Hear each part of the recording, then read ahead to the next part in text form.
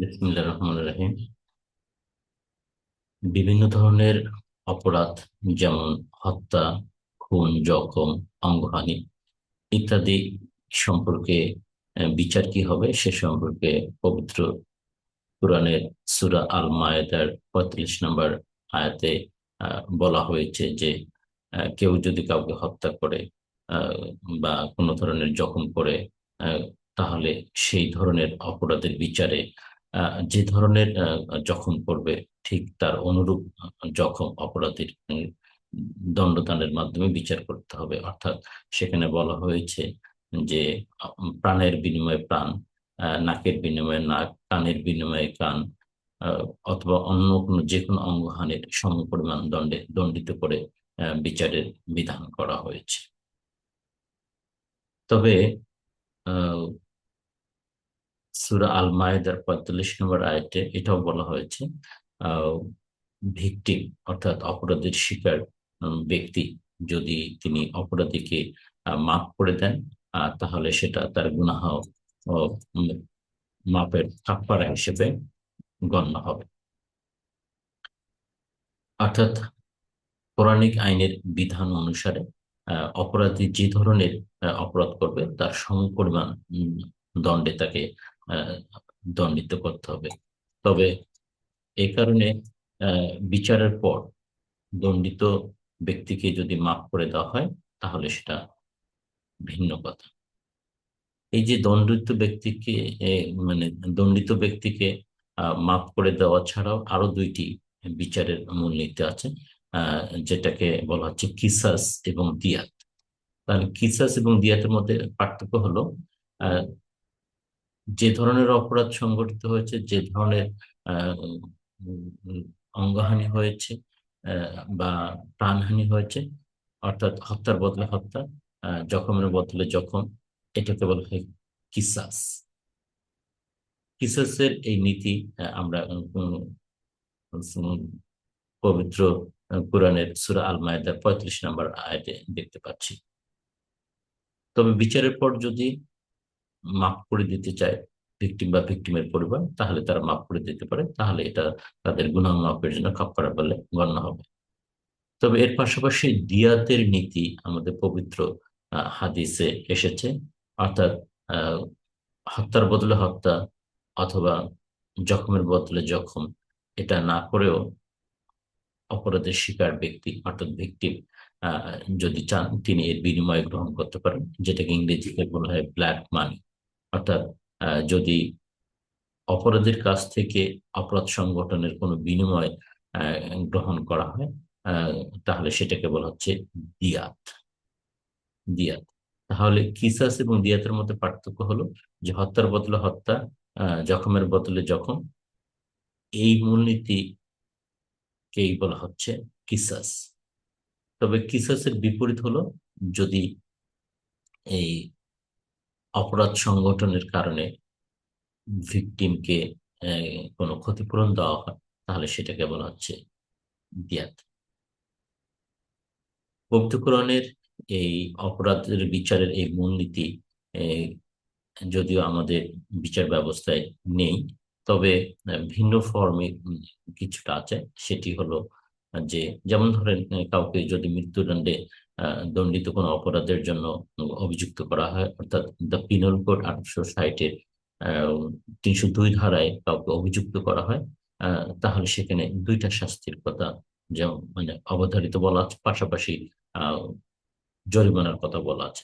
অর্থাৎ আহ, হত্যাকাণ্ডে যদি কারো দোষ প্রমাণ হয়, তাহলে তিনি আহ, আদালত তাকে মৃত্যুদণ্ডে দণ্ডিত করতে পারে অথবা যাবজ্জীবন কারাদণ্ডে দণ্ডিত করতে পারে, এবং পাশাপাশি তাকে জরিমানা দণ্ডেও দণ্ডিত করতে পারে। যদিও আমাদের বিচার ব্যবস্থায় এই জরিমানা খুবই কম পরিমাণে প্রদান করা হয়ে থাকে, এবং এই জরিমানা প্রদান করা হয়ে থাকলেও অপরাধী দণ্ডিত ব্যক্তি এই জরিমানা প্রদানের নজির খুবই কম। যদি জরিমানার পরিমাণ যৎসামান্য হয়, এবং আদালত সাধারণত যৎসামান্যই নির্ধারণ করেন, সেটা দিয়ে তারা বের হয়ে যান। কিন্তু জরিমানার পরিমাণ যদি বেশি হয়, তাহলে জরিমানা অনাদায়ে যে কারাদণ্ড প্রদান করা হয়ে থাকে, দণ্ডিত ব্যক্তি সাধারণত জেল সার্ভ করে তিনি সেটা বের হয়ে যান। বেশি পরিমাণ জরিমানা দিলে সেটা তিনি আদায় করেন না।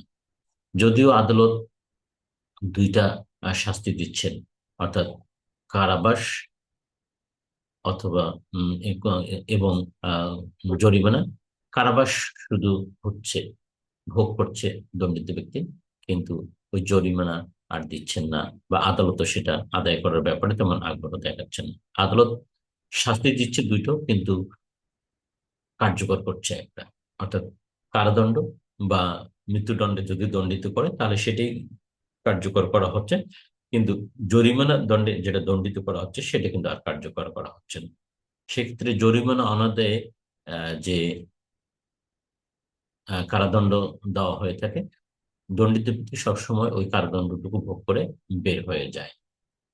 কিন্তু the code of criminal procedure 1898 এর 386 ধারায় সুস্পষ্টভাবে বলা আছে যে এই জরিমানা দণ্ডিত ব্যক্তির কাছ থেকে আদায় করা যাবে, এবং সেখানে জরিমানা কিভাবে আদায় করা যাবে তার পদ্ধতি বলে দেওয়া হয়েছে।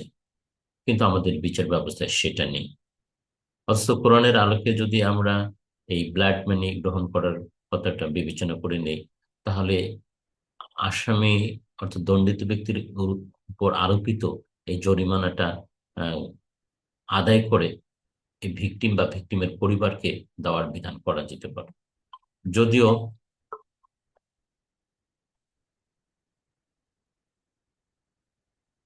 সিআরপিসির 545 ধারায় এ ধরনের বিধান আছে যে আদালত যদি কাউকে জরিমানা দণ্ডিত করে তাহলে সেটা আদায় করে ক্ষতিগ্রস্ত ব্যক্তি অর্থাৎ এই জাহারকারী বা অপরাধের শিকার ভিকটিমকে দিতে পারেন। কিন্তু এটার প্রচলন গত প্রায় 1-150 বছর আমাদের বিচার ব্যবস্থায় গড়ে ওঠেনি। তো আমাদের ফৌজদারি বিচার ব্যবস্থায় এই ক্ষতিপূরণ আদায় করে ভিকটিম বা ভিকটিমের পরিবারকে প্রদান করা যদি যায়, তাহলে ভিকটিম অনেকভাবে তিনি লাভ লাভবান হবেন। কারণ যিনি অপরাধী, আহ, তিনি যে অপরাধ সংগঠন করেছেন তার ফলে ভিকটিম বা ভিকটিমের পরিবার তো এখন পথে বসেছে, তার ছেলে মেয়ের পড়াশোনা, ভরণ পোষণ ইত্যাদি বিঘ্নিত হচ্ছে। তো আমাদের বিচার ব্যবস্থায় যদি এই জরিমানা নির্ধারণ এবং তার আদায়ের সুস্পষ্ট বিধান করা হয় এবং আদায়ের পদ্ধতি সিম্পলিফাই করা হয়, তাহলে সেই জরিমানা আদায় করে ভিকটিমকে প্রদান করা গেলে তাহলে ভিকটিম বা ভিকটিমের পরিবারকে সমাজে পুনরায় নতুন করে পুনর্বাসন করা যাবে। একজন ব্যক্তির আহ হাত নষ্ট হয়ে গেল, তিনি 326 ধারার অভিযোগ আনলেন অপরাধীর বিরুদ্ধে, অপরাধী দণ্ডিত হলো, দোষী সাব্যস্ত হলো, এতে জেল খাটলো, এতে ভিকটিমের কি লাভ হলো? কতটুকু লাভ হলো? তার শুধু রাগ মিটলো বটে, কিন্তু এই যে 326 ধারার যে অপরাধ হলো পেনাল কোডের, অর্থাৎ কোন অঙ্গহানি হলো, গুরুতর অপরাধ, গুরুতর জখম হলো, এর ফলে ভিকটিম চিরতরে কর্মক্ষমতা হারিয়ে ফেললেন, তিনি আর মানে কর্মক্ষম থাকলেন না। তাহলে এ ধরনের অবস্থায় ভিকটিমকে ক্ষতিপূরণ দেওয়ার সুযোগ আছে। এটাকে নতুন জুরিসপ্রুডেন্সের ভাষায় বলা হচ্ছে রেস্টোরেটিভ জাস্টিস, অর্থাৎ বিচারটা এমন ভাবে করতে হবে যেন ভিকটিম কে আবার সমাজে পুনর্বাসন করা যায়।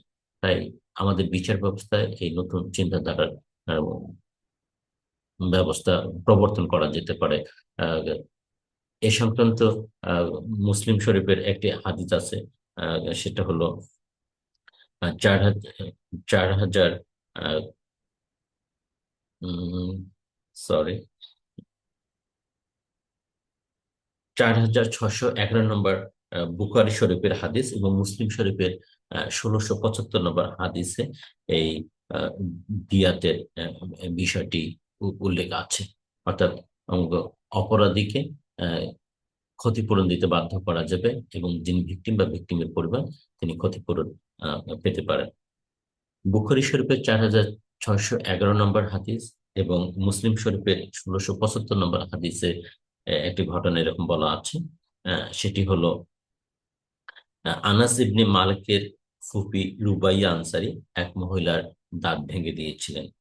রাসূলের কাছে যখন এর বিচার নিয়ে আসা হলো, তখন আহ, রাসূলুল্লাহ সাল্লাল্লাহু আলাইহি সাল্লাম আহ, রুবাইয়ার দাঁত ভেঙে ফেলার নির্দেশ দিলেন।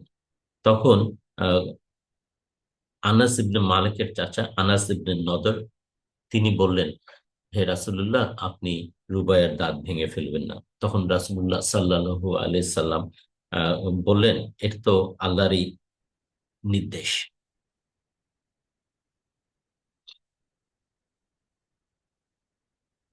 আল্লাহ তো কিসাসের কথাই বলেছেন। যাই হোক, সবশেষে এটা সিদ্ধান্ত হলো যে আহ, যে যে মহিলার দাঁত ভেঙে গেছিল তার অভিভাবকরা দিয়াত গ্রহণে রাজি হয়েছিল। তো এই মূলনীতির আলোকে আমাদের বিচার ব্যবস্থায় আমরা এটা প্রবর্তন করতে পারি, যাতে ভিকটিম বা ভিকটিমের পরিবারকে আমাদের সমাজে মূলধারায় পুনর্বাসিত করতে পারে, রিহ্যাবিলিট করতে পারে। এই জন্য এই বিষয়টা নতুন করে ভাবার দরকার আছে বলে আমি মনে করি। Thank you for watching this video.